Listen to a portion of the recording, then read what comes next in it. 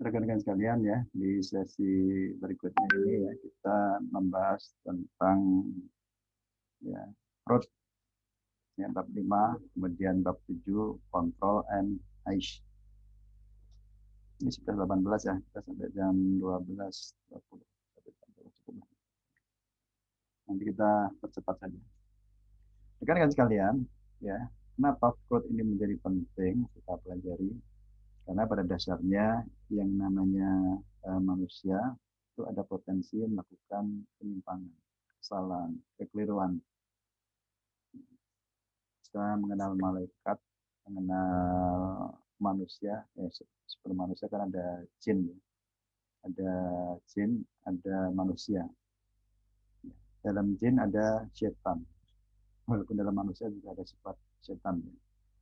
Malaikat itu tidak pernah salah, tapi setan senantiasa salah, melakukan kekeliruan, mendorong orang untuk berbuat keliru. Manusia bisa ke arah kiri, bisa ke arah kanan, ya, bisa melakukan kesalahan, bisa melakukan kebaikan. Ini sifat manusia. Walaupun nanti dengan pilihan-pilihan tersebut kan manusia akan mempertanggungjawabkan sendiri kan segala perbuatannya di akhirat nanti. Sehingga fraud ini menjadi bagian yang penting ya dalam pembahasan suatu manajemen, apalagi dalam akuntansi atau sistem informasi akuntansi. Ya. Orang pegawai yang bekerja di suatu perusahaan, suatu organisasi dengan sifat manusiawinya ada potensi melakukan penggelapan, ya, penyimpangan, kekeliruan, ya, dan lain sebagainya. Sehingga perlu nanti alat kontrol untuk memitigasi orang atau pegawai melakukan kecurangan. Ya, walaupun pada dasarnya kontrol atau pengendalian tadi tidak akan 100% ya mampu mengatasi fraud. Tapi minimal ada yang namanya alat atau tool agar manusia itu tidak melakukan kecurangan. Baik, kita lihat di sini ancaman-ancaman terhadap SIA itu pada dasarnya bisa dibagi menjadi 4. Ya, pertama itu karena bencana alam dan politik. Ya, bencana alam bisa terjadi karena banjir, tanah longsor, ya, gempa bumi, kebakaran, ya, kemudian pemanasan global, ya, kemudian musibah politik dari persaingan politik ya, antar kubu, kemudian demonstrasi, huru hara, tindakan terorisme. Yang kedua ada error software ataupun malfunction suatu equipment atau piranti peralatan ya, apakah itu komputer ya, atau data center atau smartphone dan lain sebagainya. Software error and bugs itu bisa terjadi ya jika desainnya kurang bagus. Ya, ada salah logika suatu program, ada celah-celah yang bisa dimainkan oleh orang-orang yang tidak bertanggung jawab untuk melakukan kejahatan atau fungsi yang tidak jalan. Kemudian juga termasuk crash-nya operating system. Ya, kita jalankan Windows sebagai OS utama di piranti kita. Kemudian kita install aplikasi tertentu, ternyata nggak kompatibel, menyebabkan OS kita crash. Termasuk juga fluktuasi atau tidak stabilnya daya atau power. Sehingga kita kadang butuh yang namanya UPS untuk menstabilkan power sebagai kontrol ya. Kemudian juga transmisi data yang tidak terdeteksi ya, yang error atau keliru. Yang ketiga adalah unintentional act, tindakan yang tidak disengaja. Ini ya, biasa dilakukan oleh pegawai, mungkin karena pegawai itu kurang mengetahui operasional piranti ya, atau software, atau kurang terlatih, kurang supervisi dan lain sebagainya. Ini bisa berimplikasi pada hal-hal yang menyebabkan ancaman terhadap AIS. Maksudnya ancaman terhadap AIS itu seperti apa? Bisa jadi misalkan operator nggak bisa mengoperasikan software akuntansi. karena komputernya mati, atau komputer atau softwarenya nggak bisa jalan, atau datanya rusak, ya kena virus misalkan. Nah, berbagai ancaman tadi diklasifikasikan menjadi 4 di sini. Yang keempat tadi ini adalah tindakan yang disengaja. Ini yang disebut dengan kejahatan komputer atau komputer crime. Ya. Kadang di sana juga ada istilah-istilah seperti cyber crime. Ya, meliputi sabotase, ya, si pegawai bisa memotong kabel jaringan, bahkan juga mematikan listrik dalam rangka untuk sabotase, menghancurkan komputer, dan lain sebagainya.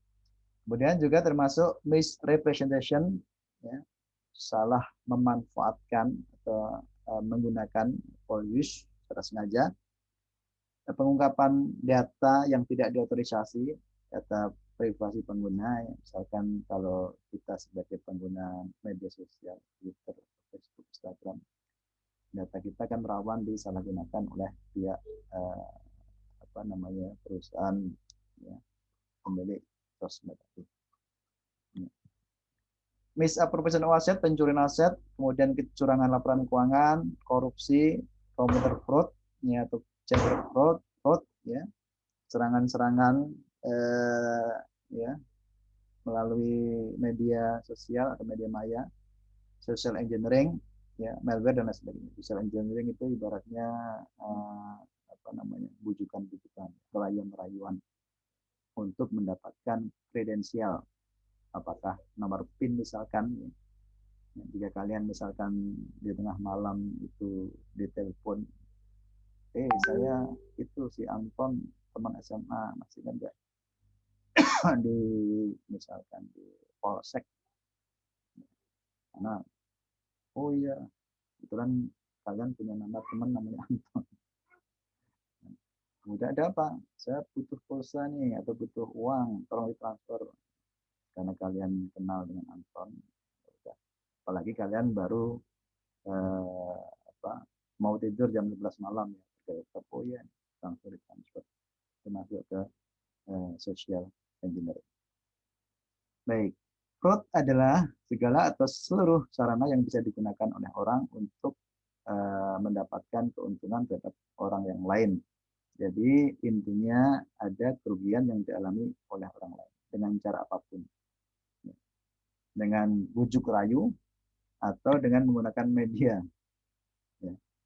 Untuk dapat dikatakan secara legal bahwa tindakan itu masuk ke fraudulent, maka harus memenuhi beberapa hal seperti berikut. Pertama adalah false statement, representation, or disclosure. Ini baik penyalah sajian atas laporan keuangan, pengungkapan yang tidak benar, itu bisa masuk ke sini. Kemudian ada fakta material yang mendorong seseorang untuk bertindak, ya, melakukan penggelapan, ya, misalkan ya, ada nilainya. Kemudian juga ada niat untuk melakukan kecurangan. Kemudian juga yang berikutnya justifiable reliance, ini ada menggantungkan atas yang dapat dijustifikasi. Jadi memang seseorang itu menggantungkan, ya, adanya misrepresentation atau suatu aset itu untuk melakukan tindakan. Ya, apakah itu misalkan mengambil harta perusahaan, ya, dengan sengaja mencatat transaksi yang seharusnya 100 juta tapi dicatat 85 juta. Selisihnya diambil. Kemudian juga ada injury or loss, luka atau kerugian yang dialami oleh korban. Kalau di suatu perusahaan, ya, bisa jadi pemilik itu menjadi korban penggelapan uang. Ya. Dalam hal pembobolan rekening juga, ya, si pemilik rekening itu menderita, ya, uang yang ada di bank itu dikuras oleh pelaku fraud.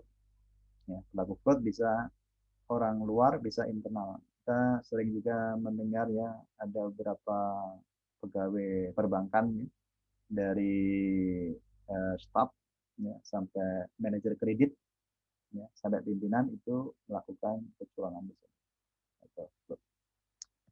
Ada temuan dari Asosiasi Penguji Kecurangan, Association of Certified Fraud Examiner di Amerika Serikat. Ini beberapa temuan, ya.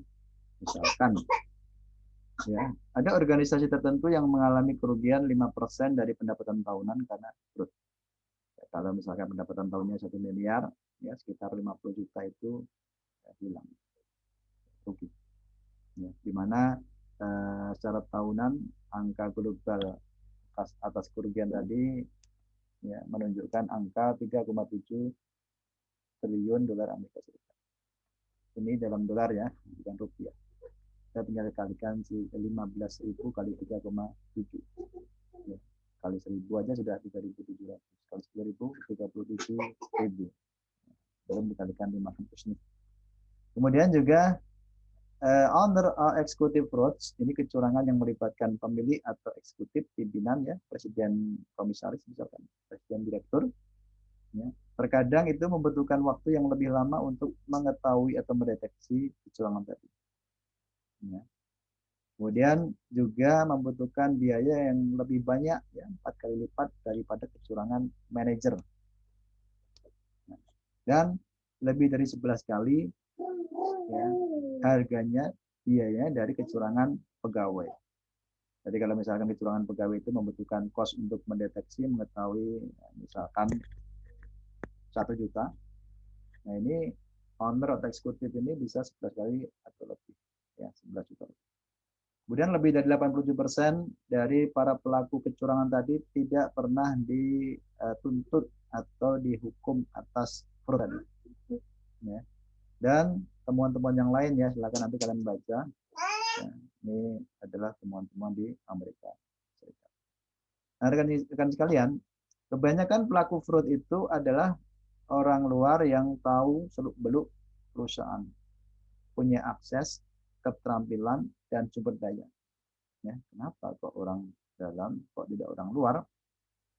Ya, ini fenomena ya, karena memang orang dalam atau pegawai itu mereka tahu bagaimana sistem bekerja, tahu kelemahan sistem, tahu juga bagaimana melakukan kecurangan, kemudian menyembunyikan kecurangan. Kalau orang eksternal kan ya buru-buru mereka tahu, mereka ya akan tahu. Paling-paling apa? Ya, mereka akan melakukan apa istilahnya ya, survei dulu untuk mengetahui titik lemah dari suatu organisasi atau perusahaan. Kemudian ya ini yang menjustifikasi ya, kebanyakan pengendalian itu digunakan untuk melindungi aset perusahaan ya agar outsider itu susah untuk melakukan pencurian aset perusahaan. Baik misalkan itu dengan melakukan penggembokan, ya, pengamanan berlapis, menyewa satpam, ya, berlapis-lapis, sehingga sulit orang luar untuk melakukan pencurian. Nah, pelaku kecurangan ini sering disebut dengan white collar criminals. Nah, ini semacam ya business people ya who commit fraud. Kebanyakan memang para pegawai, para eksekutif, ya, staf-staf organisasi atau staf perusahaan. Ada istilah lain yang mirip-mirip atau terkait dengan fraud, yaitu corruption, korupsi. Ini perilaku tidak jujur ya orang-orang yang punya kekuasaan, kewenangan untuk menyalahgunakan kewenangan mereka, ya, melakukan tindakan yang tidak terlegitimasi, tidak bermoral, tidak sesuai dengan standar etik. Nah, ini misalkan di sini dicontohkan ada penyuapan, ya, bribery, ada bid rigging, ini juga kong kali kong dalam pengadaan barang dan jasa. Ini sering kali terjadi. Kemudian juga ada investment fraud, ya kecurangan investasi. Ini biasanya itu dilakukan oleh orang yang menawarkan tingkat return yang tinggi kepada seseorang, melebihi tingkat return di perbankan atau apa namanya perusahaan investasi legal. Mereka mengatakan di perusahaan kami ya kami akan memberikan return 30%, 40%. Ini kan apa namanya menarik. orang tertarik, ya, pada akhirnya nanti dananya akan diselewengkan, dilarikan. Ini sering kali terjadi. Kemudian jenis investment product ini bisa berupa Ponzi schemes, ya, skema Ponzi, ya, atau skema-skema yang lain lah ya, security fraud misalkan, ini masuk ke investment fraud. Baik, kita lanjut lagi. Nah, fraud yang penting terkait dengan bisnis itu dibagi menjadi dua, yaitu pertama misappropriation of aset. Ya, ini semacam penyalahgunaan aset atau pencurian aset. Dicontohkan ada seorang manajer ya, Albert Milano di perusahaan Leader Bikes dulu di PKN Stan, terus di Stan waktu saya kuliah dulu, bacaan ini majalah Leader Bikes ini menjadi referensi wajib. Jadi saya kuliah di D3 itu 4 tahun bahasa Inggris. Nah, 4 tahun maksudnya dari semester 1 sampai semester 4 itu ada mata kuliah bahasa Inggris dengan referensi Leader Bikes di sini. Nah, si Milano di sini menyelewengkan bill, ya, pembayaran tagihan dengan menggelapkan 1 juta selama 5 periode. Ya. Si Milano dia memasukkan tanda tangan atas invoice, padahal nggak pernah ya layanan diberikan. Dia masukkan tanda tangan pimpinannya. Yang kedua ada fraudulent financial reporting. Ini semacam laporan keuangan yang menyesatkan, yang curang, atau seperti window dressing. Ya, jadi penyajian laporan keuangan yang sehingga merugikan penggunanya, apakah internal maupun eksternal. Di sini dicontohkan ada Enron skandal and Arthur Andersen accounting firm, ya, the Big Five, KAP di Amerika Serikat, bahkan dunia pada waktu itu, ya, terlibat dalam skandal Enron, ya, laporan keuangan. Kemudian juga ada kasus laporan keuangan PT Garuda Indonesia.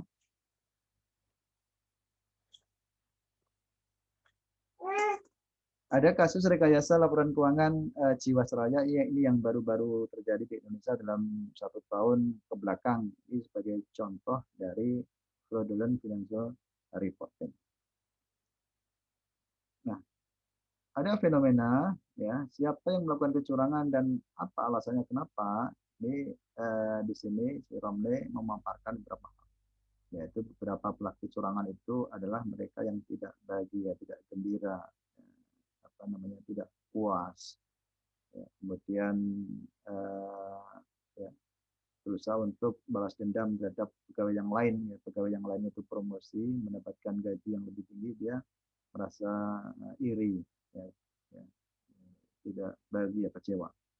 Kemudian juga orang lain yang biasanya itu dipercaya oleh pimpinan, kerja keras dan berdedikasi tinggi. Dan yang ketiga, kebanyakan juga mereka tidak pernah punya catatan kriminal, pegawai yang jujur, ya, kemudian menjunjung nilai, dihormati dalam suatu anggota komunitas. Ini kan mengherankan, ya. Pegawai yang jujur, dipercaya dan lain sebagainya, tapi melakukan. Kemudian yang 4 ini menggelitik kita juga ini, ya, yaitu pegawai yang usianya lebih muda dan memiliki keahlian dan pengalaman di bidang komputer. Nah, seperti kalian yang nanti fresh graduate ini ada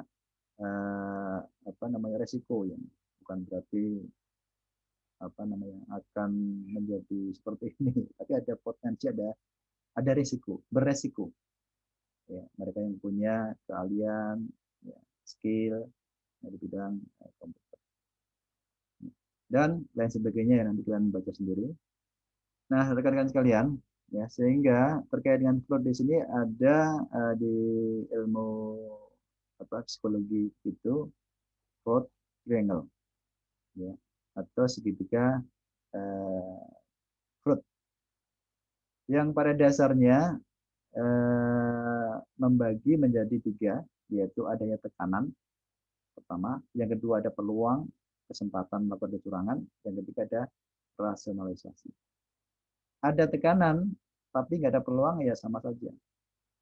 Ya, di kantor misalkan, seseorang butuh uang untuk bayar SPP anaknya, tapi nggak ada peluang, ya ya udah. Tapi kalau misalkan di sana ada peluang, oh ada laci yang terbuka, isinya uang atau isinya cek, dilakukanlah apa kesempatan di sini untuk melakukan tersebut. Ya. Setelah melakukan kejahatan, nanti akan ditutupi, disembunyikan, dan dikonversi. Hartanya itu dikonversi dalam bentuk lain. Apakah dibelikan tanah, dibelikan kendaraan, ini yang disebut dengan money laundry ya, biasanya kejahatan ya, ditutupi, konversi. Untuk tekanan itu baik tekanan terhadap individu maupun tekanan terhadap perusahaan ya. Individu itu dipengaruhi oleh finansial, kebutuhan akan uang, kemudian gaya hidup, ya, emosionalnya. Gaya hidup misalkan memang biasanya makannya itu di restoran, kemudian suka main judi, ya, dan lain sebagainya. Kemudian di finansial ini baik itu dipengaruhi oleh kondisi keuangan perusahaan, kemudian kondisi industri, ya, saingan antara perusahaan dan yang lain, kemudian karakteristik pimpinan ini juga mempengaruhi tekanan di sini. Pada rasionalisasi, apakah dia dipengaruhi oleh sikap dari pegawai, justifikasi, atau kekurangan integritas personal. Nanti detailnya silakan kalian baca di Romne ya. Di sini ada juga sedikit ya bahasan-bahasan di mana contoh-contoh emosional itu apa, ya, sifat rakus misalkan, ya ego, ya kemudian kebanggaan, ambisi dan lain sebagainya. Juga hidup juga sama, finansial juga misalkan punya apa namanya kebutuhan biaya hidup di atas rata-rata, ya, ada hutang dan lain sebagainya. Begitu pula ini tadi untuk financial statement pressure, ya khususnya terkait dengan perusahaan.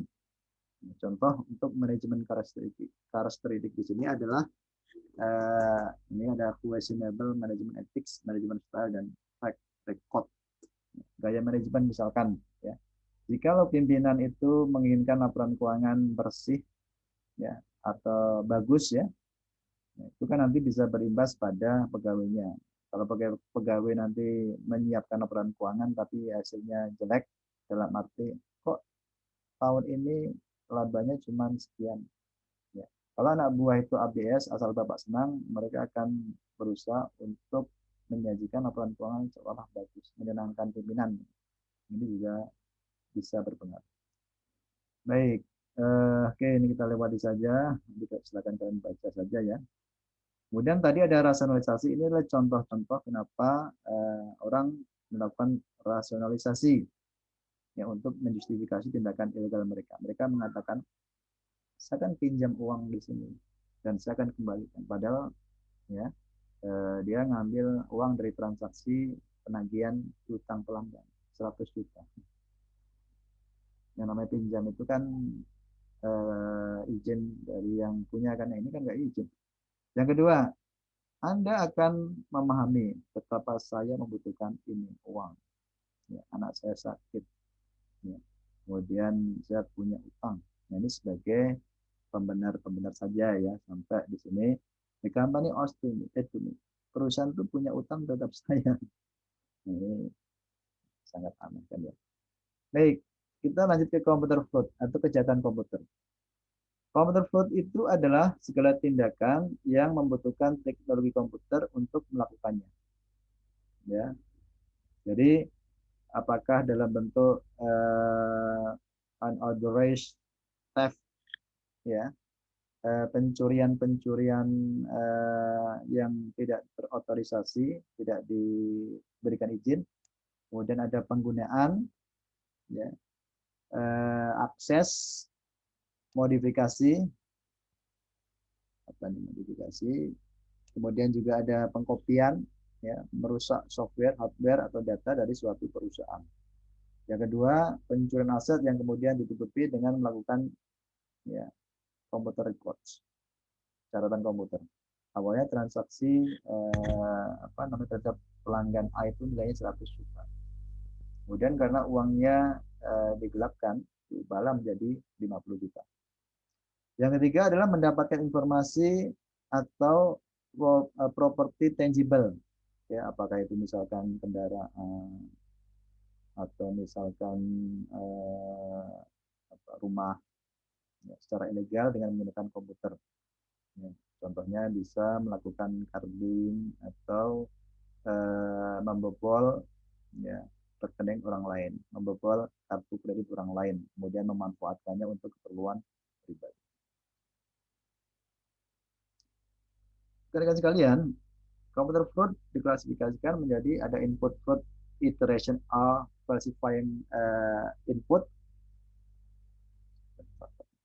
Ini misalkan contohnya ada seseorang yang menggunakan desktop komputer, ya, publishing, menyiapkan bill, ya, atau pembayaran, ya, atas beban pembelian office supplies, padahal tidak pernah dipesan, tidak ada pesanan. Ini contohnya seperti kasus Albert Milano tadi, ya, di perusahaan Reader Digits.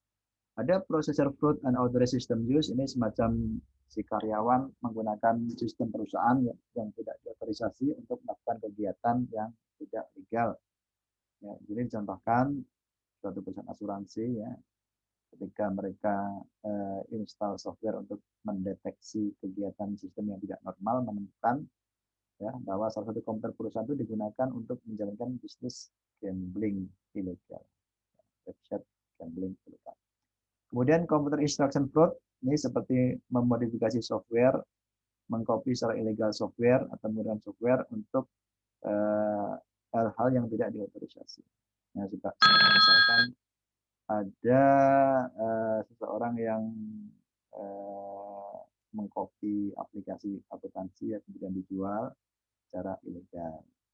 Ada data fraud, ini seperti secara ilegal menggunakan, mengcopy, browsing, kemudian switching atau merusak data perusahaan.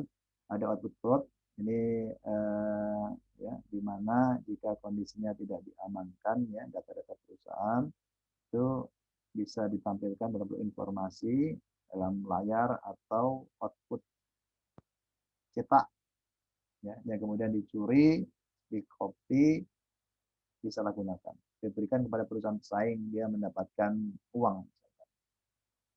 Ini bisa terjadi. Lalu bagaimana cara untuk mencegah dan mendeteksi fraud dan abuse? Ada 4 step, ya. Pertama itu membuat kecurangan kemungkinan terjadinya kecil. Yang kedua, meningkatkan kesulitan orang melakukan kecurangan atau fraud. Yang ketiga, memperbaiki metode deteksi. Yang keempat, mengurangi kerugian fraud. Kalaupun tidak bisa dicegah, bisa diminimalkan jumlah kerugian. Contohnya apa?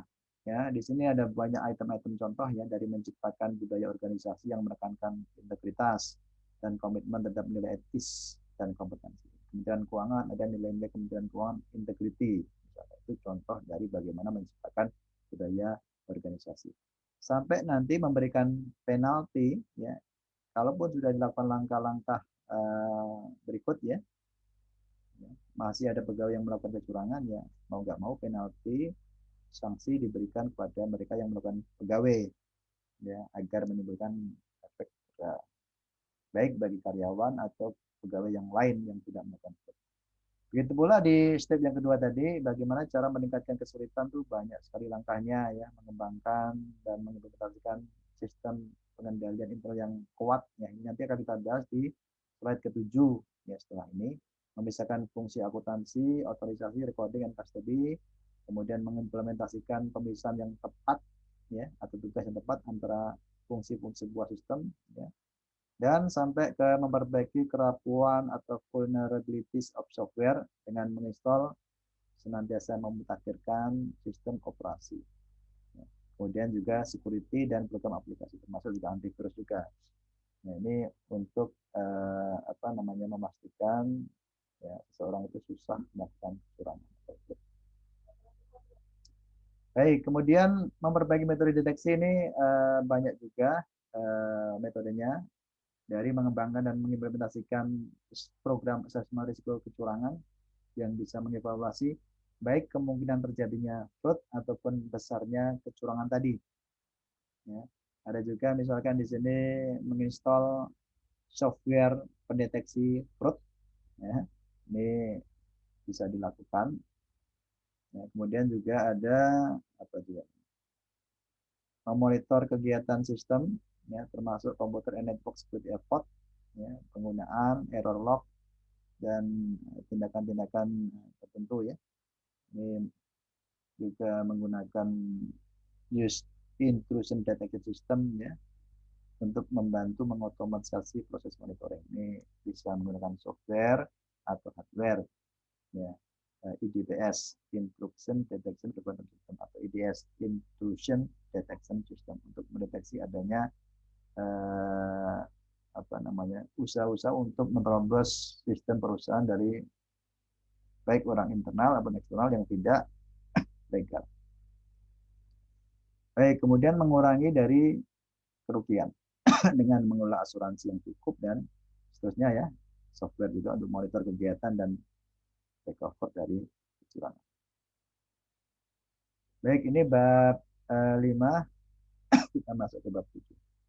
Rekan-rekan sekalian, di bab 7 ini berbicara mengenai control and accounting information system. Jadi langkah-langkah pengendalian ya atas kecurangan yang mungkin terjadi pada terkait dengan sistem informasi akuntansi.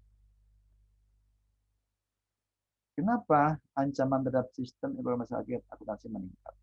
Ini adalah fenomena, ya, mengingat bahwa informasi saat ini tersedia dan jumlahnya semakin naik, semakin banyak. Macam perusahaan Chevron itu dia punya lebih dari 35.000 personal komputer. Kemudian informasi pada jaringan komputer terdistribusi itu lebih susah untuk dikendalikan, kontrol daripada on centralized computer network, jaringan komputer tersentralisasi. Ini mengingat untuk efisiensi biaya, untuk tujuan-tujuan yang lainnya digunakanlah distributed computer network, ya, tapi komputasi awan, ya, cloud computing. Ya. Kemudian pelanggan supplier ini ya saling mengakses sistem yang lain atau data yang lain. Di sini contohkan Walmart misalkan ya, dia bisa mengakses database tekanannya ya untuk maksudnya Walmart itu mengizinkan vendor pemasok ya untuk mengakses database terkait dengan inventory-nya. Artinya nanti pasokan-pasokan dari segitu dipermudah dengan adanya hal tersebut. Tapi ternyata di balik itu ada resikonya. Apalagi banyak organisasi yang saat ini juga belum secara cukup melindungi data mereka. Kenapa? Ya, alasannya adalah ada perusahaan yang memandang atau berpandangan bahwa kehilangan informasi yang krusial itu ya ancaman yang masih jauh. Yang pertama. Kemudian implikasi kontrol dari bergerak ya dari sistem komputer tersentralisasi ke sistem berbasis internet atau cloud computing ini belum dipahami segala resikonya, walaupun mungkin murah ya, kita cukup langganan software akuntansi di accounting misalkan sebulan ada yang 1 juta atau yang 500 ribu, tapi datanya kan tersimpan di server orang lain. Kemudian juga banyak perusahaan belum menyadari bahwa informasi itu adalah sumber daya strategis dan perlu dilindungi sebagai kebutuhan strategis. Ini belum sadar seperti itu. Apalagi yang keempat di sini, karena mengejar produktivitas dan tekanan biaya, ini yang menjadikan manajemen itu mengabaikan ya, control measure, usaha-usaha untuk mengendalikan perlindungan data tadi karena mengkonsumsi waktu yang banyak, apalagi nanti timbul biaya. Baik, sehingga di sini ya ada kebutuhan untuk menerapkan kontrol. Berbicara mengenai kontrol, ya, ada framework atau kerangka pedoman ya tentang pengendalian. Ini yang biasa disebut dengan SPI, Sistem Pengendalian Internal atau Internal Control Systems. COSO mendefinisikan SPI sebagai suatu proses yang dipengaruhi oleh Dewan Komisaris suatu entitas, kemudian manajemen dan personel lainnya, dirancang untuk memberikan keyakinan memadai atau reasonable assurance mengenai pencapaian tujuan ya terkait dengan operasional, pelaporan dan ketaatan. COSO ini nanti juga salah satu organisasi yang menghasilkan atau membentuk kerangka pengendalian, ya, menyusun kerangka pengendalian. Rekan-rekan sekalian, internal control ini punya tujuan-tujuan tertentu. Di antaranya seperti mengamankan aset baik dari pencurian, kebakaran, atau kerusakan ya. Kemudian mengelola catatan dengan tingkat detail yang cukup ya, sehingga nanti dapat digunakan untuk melaporkan aset perusahaan ya. Mana tadi? Secara akurat dan adil atau jujur. Kemudian yang ketiga, menyajikan informasi yang andal dan akurat, kemudian menghasilkan laporan keuangan sesuai dengan standar, mempromosikan dan meningkatkan efisiensi operasional perusahaan ya, dengan berbagai teknik tentunya, kemudian mendorong ketaatan terhadap kebijakan manajerial yang sudah ditetapkan dan mentaati terhadap regulasi dan undang-undang. Ini di antara tujuan-tujuan dari internal control. Berdasarkan fungsinya, SPI itu dibagi menjadi 3, atau kontrol itu dibagi menjadi 3. Pertama, preventif, ini untuk mencegah terjadinya masalah, mencegah terjadinya fraud. Ya, ibarat kita punya rumah, ada kuncinya, ada pintunya, ada kuncinya. Itu untuk mencegah orang keluar masuk rumah kita. Kemudian detektif, ya, digunakan untuk menemukan jika ada masalah, jika ada pencurian. Korektif, mengidentifikasi dan membenarkan masalah. Jika di rumah kita ada pembobolan, kita identifikasi kenapa bisa terjadi. Oh, ternyata kunci pintunya ini gampang dipalsukan. Ya, sehingga koreksinya adalah mengganti kunci. Adapun klasifikasi lainnya berdasarkan kategorinya dibagi menjadi 2, yaitu general control sama abstract control. Pada pengendalian umum di sini berkaitan dengan bagaimana nanti lingkungan organisasi, lingkungan pengendalian organisasi itu stabil dan dikelola secara baik. Ya, contoh misalkan bagaimana terkait dengan pengadaan sistem, ya, pengadaan hardware, pengadaan software, kemudian penempatan data center itu di lantai berapa yang aman. Adapun aplikasi control berkaitan dengan bagaimana usaha untuk mencegah ya dan mengkoreksi error atas transaksi dan menghindari kecurangan dalam program aplikasi.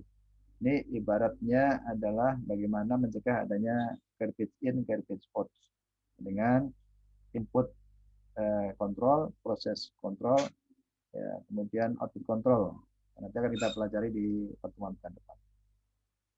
Rekan-rekan sekalian, terkait dengan internal control, ada satu undang-undang di Amerika Serikat namanya Sarbanes-Oxley Act atau Sarbox atau SOX. Ini terjadi ketika ada kasus kecurangan akuntansi di perusahaan Enron yang melibatkan, tadi ada perusahaan kantor akuntan publik besar dunia yang 5 besar dunia itu terlibat. Pak Anderson dari tahun 90-an dan awal 2000-an. Itu sampai menimbulkan kerugian aset 62 miliar. Ini lebih dari 1.000 triliun. Setengah dari APBN kita kan ya. Nah, kemudian dibangkrutkan pada tahun 2001 sebagai sejarah kebangkrutan terbesar di Amerika Serikat dalam sejarah. Namun ternyata ada yang lebih besar lagi, ya. Ini adalah perusahaan yang di Amerika Serikat juga, ya, WorldCom, nilainya 100 billion, sekitar 1.500 triliun juga ya, yang diajukan ke bangkrutan tahun 2002 bulan Juli. Ya, sehingga lahirlah yang namanya Undang-Undang Sarbox di sini, ya, Kongres di Amerika Serikat, ya, berdasarkan anggota yang menginisiasi, yaitu Sarbanes sama Oxley tahun 2002. SOC ini diterapkan ya kepada perusahaan-perusahaan sektor publik dan auditor yang memang dirancang untuk mencegah ya, adanya kecurangan laporan keuangan seperti kasus Enron.com tadi ya. Kemudian juga melibatkan perusahaan kantor akuntan publik. Kemudian menjaring laporan keuangan lebih transparan, melindungi investor. Ya, investor itu pada dasarnya kan pemilik perusahaan di perusahaan publik kan ya, mereka membeli saham-saham perusahaan, kemudian memperkuat pengendalian internal untuk mencegah ya, baik dari sisi pencurian aset, kemudian penyajian laporan keuangan yang andal, ya, dan mendorong ketaatan terhadap regulasi. Kemudian menghukum eksekutif yang melakukan kecurangan. Ya, karena kalau nggak dihukum ya eksekutif pimpinan atau pemilik perusahaan tadi ya implikasinya sangat besar. Kemudian implikasi ya lahirnya undang-undang tadi bagi Dewan Kebijakan Akuntansi Perusahaan Publik diantaranya di sini adalah bahwa PCAOB ini menetapkan dan mengharuskan yang dalam proses auditing itu ada quality control, ya, pengendalian kualitas, etika, independence auditor, dan standar auditing yang lain. Kemudian ada aturan baru bagi auditor, yaitu auditor harus melaporkan jika ada informasi tertentu ya kepada komite apa namanya komite audit ya komite audit perusahaan. Nah, sebelumnya ini juga belum ada ya komite audit ini menjadi lembaga yang ada ya. Seperti kebijakan-kebijakan yang sifatnya kritis, praktik-praktik dan kebijakan yang penting. Misalkan terkait dengan pengakuan pendapatan atau revenue recognition, ya, menggunakan kebijakan seperti apa. Kemudian juga melarang ya, ya perusahaan-perusahaan yang audit kantor akuntan publik untuk memberikan layanan non audit, misalkan menyusun laporan keuangan, konsultan pajak misalkan atau konsultan manajemen. Ya. Jika ya, pimpinan puncak atau manajemen top manajemen ya, itu dipekerjakan oleh kantor auditing. Ya. Jadi suatu perusahaan, misalkan perusahaan X, ya, pimpinannya tadi mereka juga bekerja di kantor akuntan publik dan pernah melakukan audit di perusahaan dalam 12 bulan terakhir. Itu nggak boleh melakukan jasa non audit tertentu. Kemudian bagi komite audit adalah ya peran-peran bahwa komite audit ini sebagai bagian dari dewan komisaris yang sifatnya independen. Salah satu anggotanya harus expert di bidang keuangan termasuk accounting. Ya. Kemudian nanti yang akan meng-hire auditor nanti adalah komite audit, termasuk yang mengawasi ya mereka melaporkan kepada komite audit ini auditor tersebut. Bagi manajemen ini untuk memastikan bahwa laporan keuangan dan pengungkapan itu cukup wajar ya disajikan. Kemudian juga auditor dikasih tahu jika ada kelemahan kontrol yang material atau adanya kecurangan yang terjadi di perusahaan ya. Kemudian new internal control requirements bahwa manajemen itu bertanggung jawab untuk menetapkan dan mengelola sistem pengendalian internal. Ya. Sehingga di sini kita dikenalkan nanti ada beberapa framework yang bisa dipakai oleh perusahaan sektor publik. Nah, ini tadi ada tambahan lagi ya untuk BAPEPAM, ini BAPEPAM di Amerika Serikat atau SOC atau SEC, ya, Security Exchange Commission, ini untuk mendasarkan evaluasi kontrol internal atas framework yang sudah diakui, apakah COSO, ICIP, COVID, ini bagi manajemen sebuah perusahaan ya. Sehingga nanti mereka akan diwajibkan untuk menyusun, mengevaluasi kontrol mereka, organisasi dengan framework yang sudah dikenal. Kemudian mengungkapkan jika ada kelemahan kontrol internal, menyimpulkan bahwa perusahaan itu tidak mempunyai kelemahan yang material atas sistem pengendalian internal atas laporan keuangan. Baik, rekan-rekan sekalian ya. Nah, di sini Romney mengenalkan ada 3 kontrol atau framework. Sebenarnya masih ada banyak sekali ya, framework pengendalian itu, misalkan ada ISO, ya, ada ITIL dan lain sebagainya lah ya. Kita cukup mengenal sini. Pertama COVID. COVID yang ada saat ini sudah apa namanya, ada di versi 2019 ya, yang dipublikasikan oleh ISAKA. Kalau yang di Romni ini kan masih versi 5 di tahun 2012 atau 13 itu masih lama. COVID sebagai ikatan dari kontrol objektif for information integrated teknologi, ini adalah kerangka pengendalian yang berkaitan dengan informasi dan teknologi. Tapi apa artinya lebih fokus pada teknologi informasi. Ya. Ini memfokuskan pada 3 hal, yaitu tujuan bisnis, yang kedua sumber daya teknologi informasi, yang ketiga proses-proses yang ada ya terkait dengan teknologi informasi. Nah, COVID di sini mampu mengkonsolidasikan standar-standar pengendalian menjadi single framework.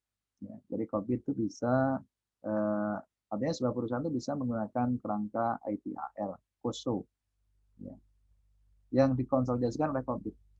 Perusahaan bisa menerapkan COVID yang memungkinkan di perusahaan tersebut juga menerapkan ITIL ya, menerapkan COSO dan lain sebagainya, atau ISO. Ya. Karena di sini inilah kelebihan dari COVID di sini. Ya. Di sini manajemen bisa melakukan benchmark security dan praktek-praktek pengendalian lingkungan IT. Kemudian para pengguna-pengguna juga difasilitasi, ya, diyakinkan, dijamin bahwa keamanan IT yang cukup dan pengendalian itu ada di perusahaan. Kemudian auditor itu mereka akan diharuskan ya memberikan opini terkait dengan pengendalian internal dan memberikan masukan-masukan atau input-input terkait dengan keamanan IT dan masalah-masalah pengendalian yang lain. Adapun COVID di sini apa namanya, keunggulannya ini mampu memenuhi kebutuhan stakeholder seluruh kepentingan di sebuah organisasi, kemudian meliputi dari hulu sampai hilir, end to end, menerapkan satu single integrated framework, memungkinkan pendekatan yang holistik secara menyeluruh, dan memisahkan antara government dan manajemen, antara dewan komisaris dengan para direktur misalkan. Baik, ini perbedaan antara government dan manajemen ya. Government itu wewenangnya ada di sini, dari direct, evaluate, sama monitor. Ya. Adapun arahan dari governance, dewan komisaris misalkan ya, ini nanti akan ditindaklanjuti oleh manajemen untuk melakukan perencanaan, membangun, menjalankan, memonitor. Ini sesuai dengan kebutuhan bisnis perusahaan tentunya ya. Di planning itu ada apa? Berusaha untuk melakukan penyesuaian atau aligning, ya. Kemudian planning organization, menyesuaikan kebutuhan organisasi, merencanakan dan mengorganisasi kebutuhannya apa saja ya sampai dijalankan dan dimonitor. Baik, ini nanti kalian baca sendiri ya, proses-proses of government on enterprise IT. Kita lihat masuk ke yang kedua, yaitu framework COSO.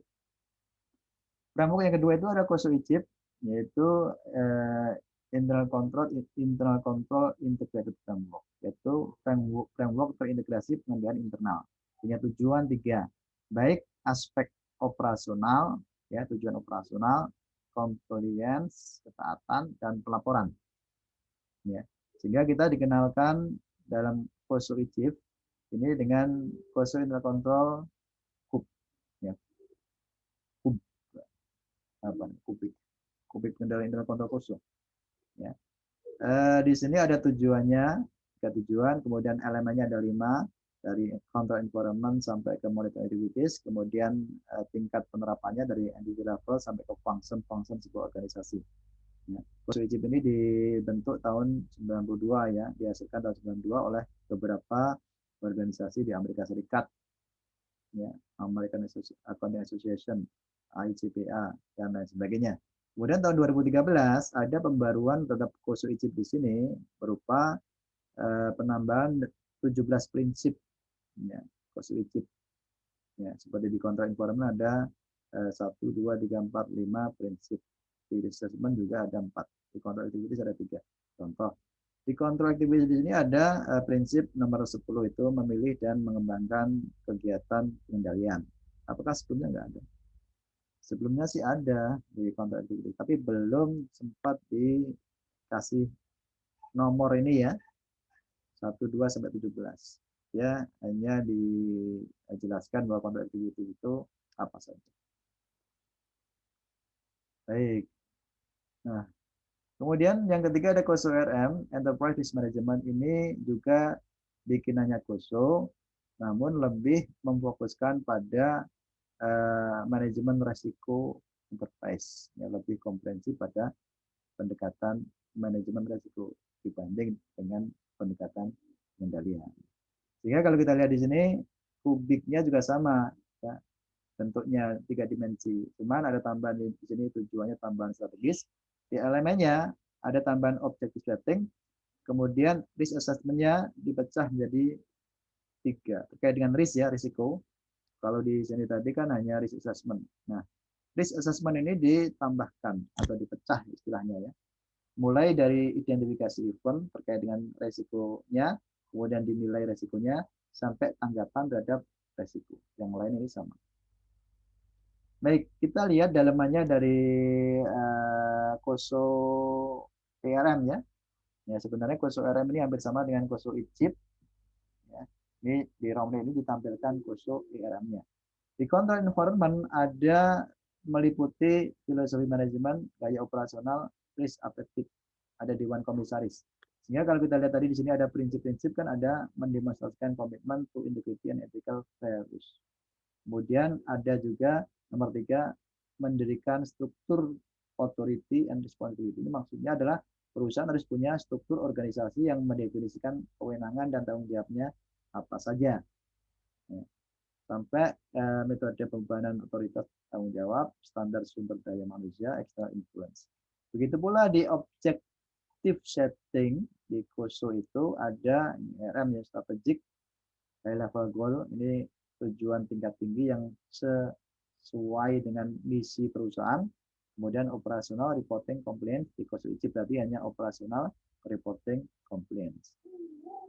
Nah, pada event identification, ya, event ini kan kegiatan atau peristiwa yang itu bisa dari internal atau eksternal, ya, yang nanti akan mempengaruhi strategi perusahaan untuk mencapai tujuan. Apa tujuan perusahaan? Misalkan mendapatkan keuntungan 10%. Ya, kadang kan ada insiden atau peristiwa yang menimbulkan atau berdampak baik positif maupun negatif. Apa contohnya? Misalkan merek dagang perusahaan ya turun pamornya, itu kan event atau insiden dan lain sebagainya.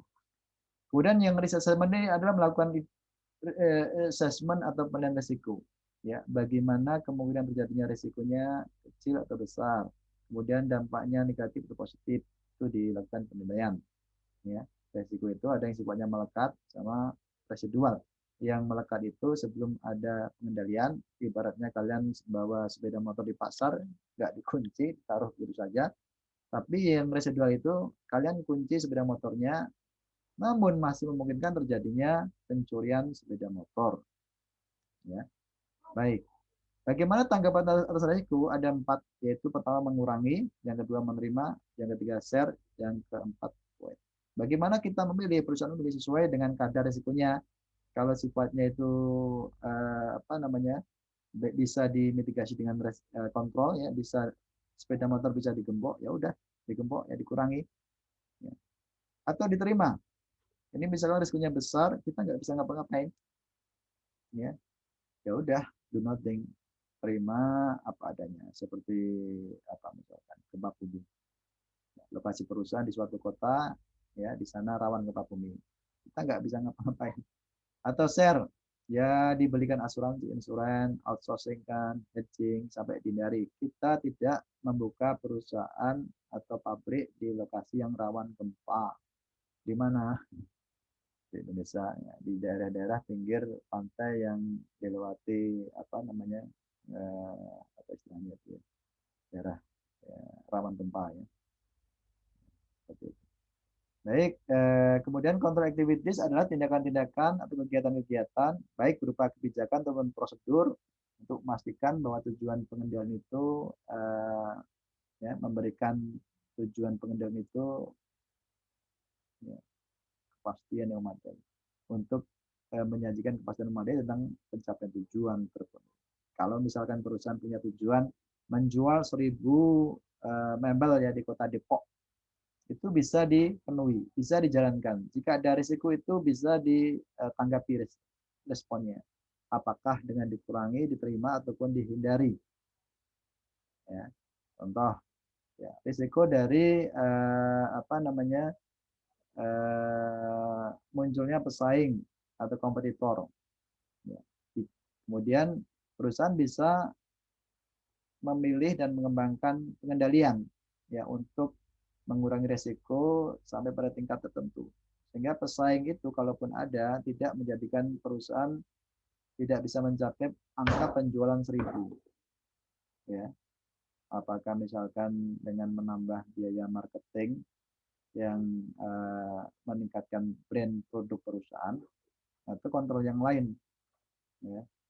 Sehingga di sini pengendalian umum yang lebih tepat itu dipilih dan dikembangkan melalui teknologi pemasaran, bisa menggunakan WA misalkan, bisa menggunakan media sosial dan lain sebagainya. Kemudian kegiatan pengendalian diimplementasikan dan diikuti dengan apa namanya kebijakan di perusahaan tertentu, kebijakan di perusahaan tertentu atau prosedur kebijakan dan prosedur suatu perusahaan yang dispesifikasikan dalam bentuk SOP misalkan ya.